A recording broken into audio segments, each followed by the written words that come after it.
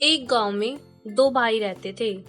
बड़े भाई का नाम राजू और छोटे भाई का नाम भीम था। वे दोनों बहुत समझदार थे। भीम अपने बड़े भाई की सारी बातें मानता था तथा उनके कहे अनुसार ही कार्य करता था। कुछ समय पहले उन दोनों के पिता एक बीमारी के चलते मर गए थे। घर में उनके पिता के अलावा कमाने वाला और कोई नहीं था और अब उनके पास थोड़े से ही पैसे बचे हुए थे। तो वे दोनों भाई आपस में ही कुछ बातें कर रहे थे। भैया, पिताजी के मरने के बाद अब हमारे पास थोड़े से ही पैसे बचे हैं, तो अब हमें कोई नया बिजनेस शुरू करना होगा और उसी से ही घर का गुजारा करना होगा।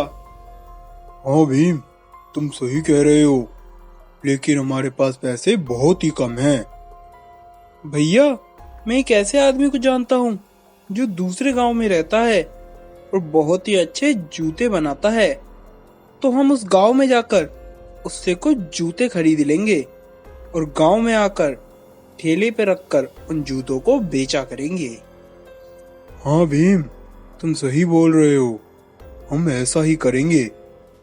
फिर अगले ही दिन दोनों भाई जूते लेने के लिए दूसरे गांव में चले जाते हैं और उस आदमी से जूते लेकर अपने गांव वापस आ जाते हैं। और अगले ही दिन से वे दोनों भाई जूते बेचना शुरू कर देते हैं।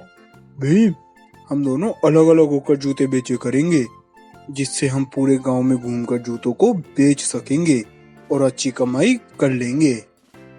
फिर वे दोनों अलग अलग होकर जूते बेचने निकल जाते हैं और लोगों को आवाज देकर अपने पास बुलाने लगते हैं। जूते ले लो, जूते ले लो, चमकदार नए नए जूते ले लो, जो कभी ना फटे ऐसे जूते ले लो।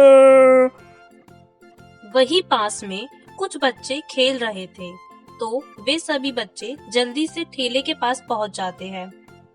भैया भैया, ये एक जोड़ी जूते कितने के दिए? बच्चों, एक जोड़ी जूते का मूल्य 100 रुपए है, लेकिन तुम छोटे हो, इसलिए मैं तुम्हें एक जोड़ी जूते 80 रुपए में दे दूंगा। तो वे सभी बच्चे अपने अपने घर पर चले जाते हैं। उनमें से एक लड़का अशोक था, जो कि बहुत ही गरीब था और वह अपनी मम्मी के पास जाकर जूतों के लिए जिद करने लगता है। मम्मी मम्मी, मुझे भी नए जूते चाहिए। मेरे सारे दोस्त नए जूते खरीद रहे हैं, इसलिए मुझे भी नए जूते चाहिए। कैसे लेकर दूं मेरे बेटे, घर में बिल्कुल भी पैसे नहीं है। मम्मी मम्मी, हमारे पास दादाजी का एक दिया हुआ बहुत पुराना लोटा है और वह बहुत ज्यादा सुंदर है, जिसे लेकर हम नए जूते खरीद सकते हैं।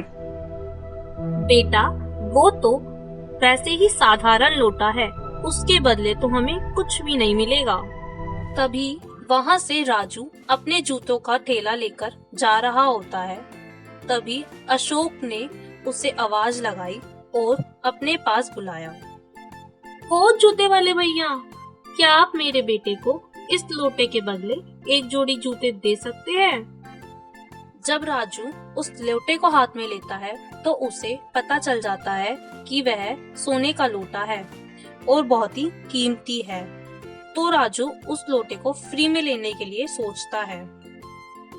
नहीं बहन जी, इस लोटे के बदले मैं आपको कुछ नहीं दे सकता हूँ, यह तो बिल्कुल साधारण लोटा है। और यह बोलकर राजू वहाँ से चला जाता है। तभी कुछ समय बाद भीम अपने ठेले को लेकर वहाँ आता है और अशोक अपनी माँ से वापस उस लोटे के बदले जूते लेने को बोलता है। तो अशोक की माँ भीम को वहाँ पर बुलाती है। हो जूते वाले भैया, क्या आप मेरे बेटे को इस लोटे के बदले एक जोड़ी जूते दे सकते हैं? जब भीम उस लोटे को हाथ में लेता है तो उसे भी पता चल जाता है कि वह बहुत ही कीमती लोटा है और सोने का है। बहन जी, यह तो सोने का लोटा है, यह बहुत कीमती है।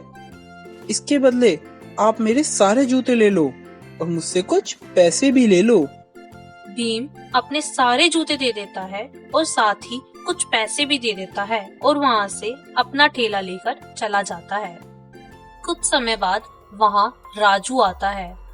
बहन जी, आप मुझसे ये एक जोड़ी जूते ले लो और वो लोटा मुझे दे दो। मुझे पता है कि वह लोटा इतना कीमती नहीं है, पर तुम्हारी इतनी प्यारी बेटी के लिए मैं तुम्हें जूते दे रहा हूँ। अशोक की माँ उसे सारी बात बता देती है।